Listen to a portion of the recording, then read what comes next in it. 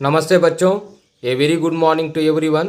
आज हम लोग हमारे पाठ्य पुस्तक में से 10वां पाठ अपूर्व अनुभव ये डिफरेंट एक्सपीरियंस केवल आज हम लोग पाठ पढ़ने की तरीका को देखने वाले हैं। Today we are going to read only the lesson. Observe carefully how I am reading.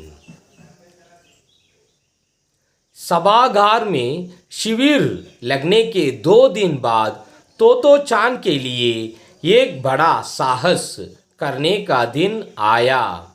इस दिन उसे यासुकी चान से मिलना था। इस भेद का पता ना तो तोतो चान के माता पिता को था, ना ही यासुकी चान के। उसने यासुकी चान को अपने पेड़ पर चढ़ने का न्योता दिया था। तोमोए में हर एक बच्चा भाग के एक एक पेड़ को अपने खुद के चढ़ने का पेड़ मानता था। तोतो चान का पेड़ मैदान के बाहरी हिस्से में कुहोन बुत्सु जाने वाली सड़क के पास था। बड़ा सा पेड़ था उसका।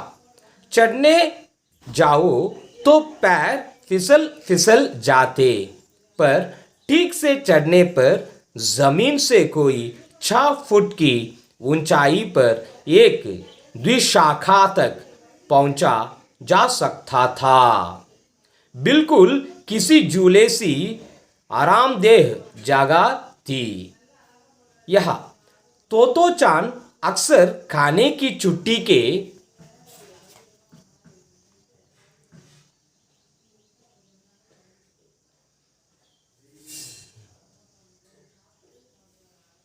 समय या स्कूल के बाद ऊपरी चढ़ी मिलती।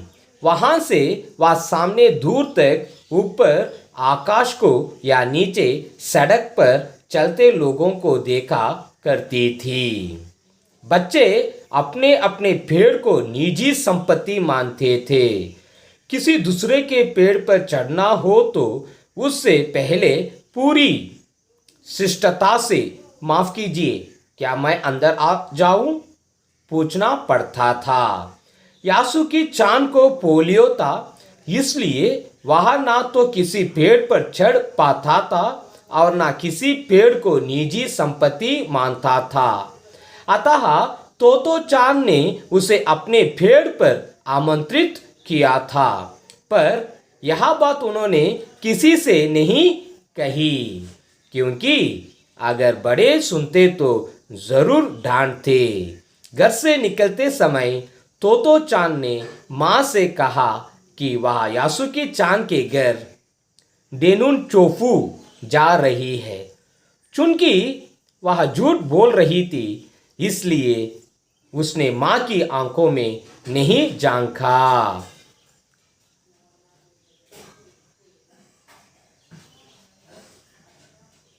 वह अपनी नजरें जूतों की फीतों पर ही गड़ाए रही।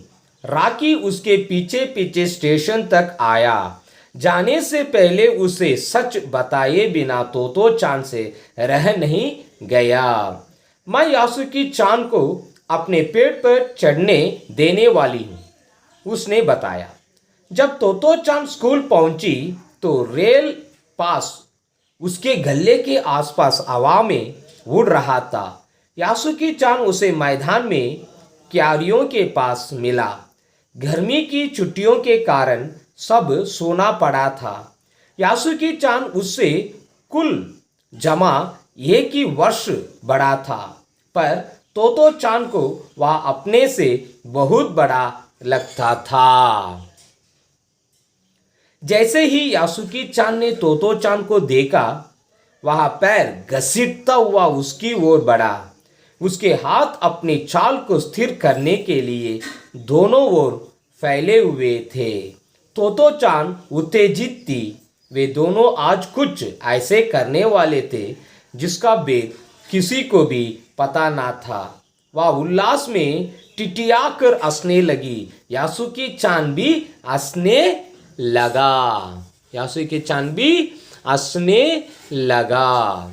तोतो चान यासुकी चान को अपने भेड़ की ओर ले गई और उसके बाद वह तुरंत चौकीदार के चप्पर की ओर भागी, जैसा उसने रात को ही तय कर लिया था।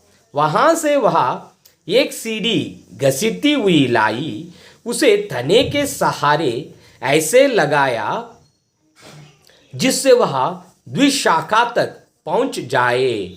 वह कुर्सी से ऊपर चढ़ी और सीढ़ी के किनारे को पकड़ लिया। तब उसने पुकारा, ठीक है, अब ऊपर चढ़ने की कोशिश करो। यासुकी चान के हाथ पैर इतने कमजोर थे कि वह पहली सीढ़ी पर भी बिना सहारे के चढ़ नहीं पाया।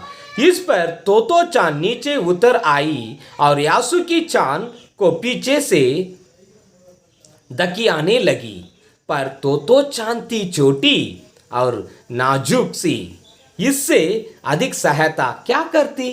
यासुकी चान ने अपना पैर सीढ़ी पर से हटा लिया और हताशा से सिर झुकाकर खड़ा हो गया।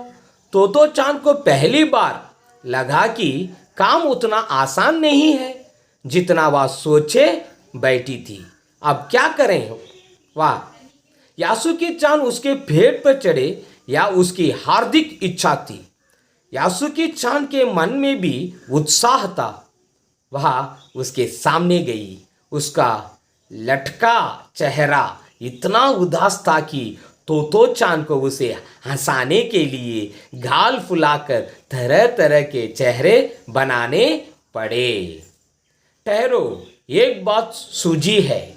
वह फिर चौकीदार के चप्पर की ओर दौड़ी और हर एक चीज उलट पुलट